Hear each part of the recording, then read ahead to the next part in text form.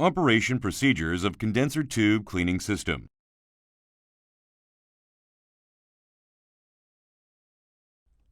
Close the ball strainer screen.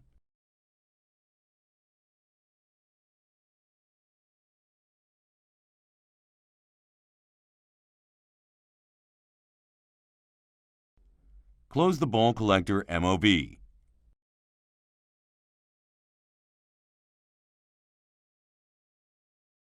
Stop the ball recirculation pump.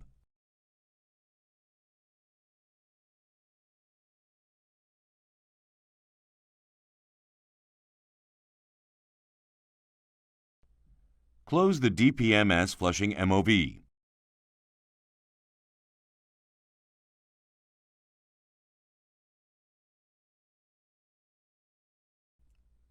Open the ball strainer outlet cutoff valve.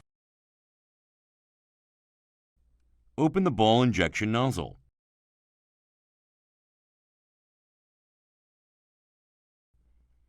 Close the valves at the front end and rear end of a ball collector.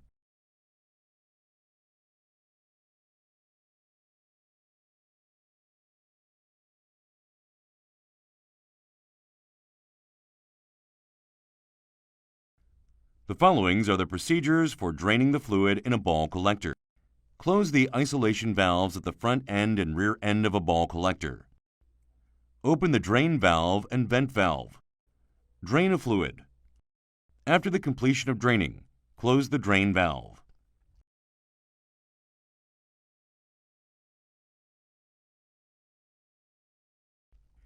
Inject sponge balls after soaking them in water. A ball recirculation pump is activating. Since a ball collector MOV is still in a state of closing, a fluid only is flown through a bypass pipe of the ball collector. When the ball collector MOV is opened after 1 minute, the sponge balls get out of the ball collector and then are injected into a condenser.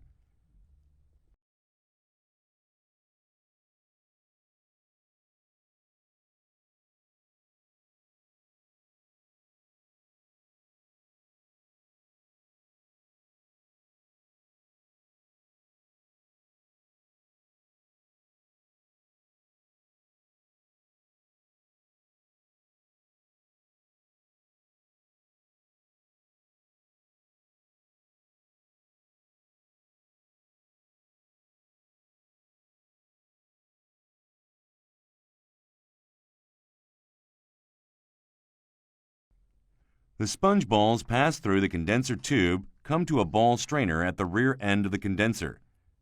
The ball strainer screen filters out the sponge balls and sends those balls back to the ball collector. The sponge balls returned to the ball collector are injected to a condenser again. Such state is called a circulation mode. When the circulation mode is finished after 30 minutes, a collecting mode starts. The pump maintains the operating conditions, and a ball collector MOV is closed. This state is called a ball collecting mode, which lasts for 2 hours. Upon completion of a 2-hour collecting mode, the pump stops first and the ball strainer screen is opened to remove the filtered foreign substances. And also the DPMS flushing MOV is opened to clean a diaphragm of DPIT. The DPMS flushing MOV is closed after 1 minute, and the ball strainer screen is closed. Therefore, all the procedures of the CTCS are completed.